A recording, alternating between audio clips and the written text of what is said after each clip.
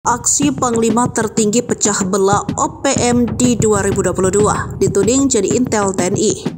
Bicara soal OPM atau KKB, tak sebatas soal Egyanus Kogoya ataupun Shebi Sampam. Namun pernah juga terkenal nama Damyanus Magayogi di tahun 2021 hingga 2022 silam. Ia bahkan menasbihkan diri sebagai panglima tertinggi organisasi separatis tersebut. Namun belum lama memimpin, ia justru memecah belah OPM. Lantas apa kabar Damyanus Magayogi saat ini?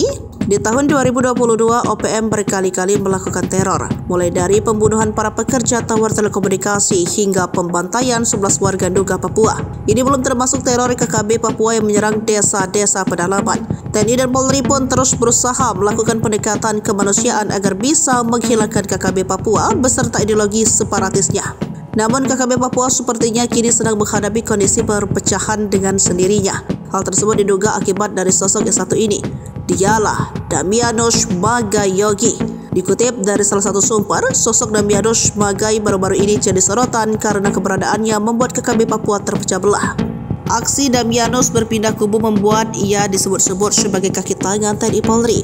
Hal ini berawal saat Komnas DPNPB OPM mengunggah video pernyataan di akun YouTube Rimba Hutan 61. Seperti dilansir dari poskopang.com, Komnas DPNPB OPM menyebut Wakil Panglima Sabinus Waker serta Komandan Operasi Kodam Intan Jaya Guspi Waker telah meninggalkan tanggung jawab.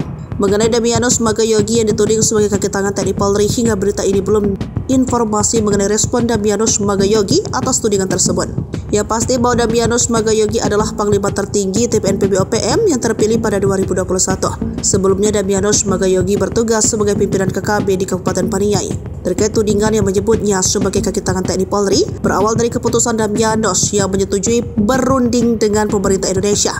Ia dikabarkan menyetujui tawaran pemerintah Indonesia untuk berdialog guna menyelesaikan konflik di tanah Papua. Kabar itu diketahui dari video yang kini viral di media sosial. Dari video itu terungkap tawaran dari orang nomor 1 Indonesia untuk menyelesaikan masalah di Papua dengan cara dialog.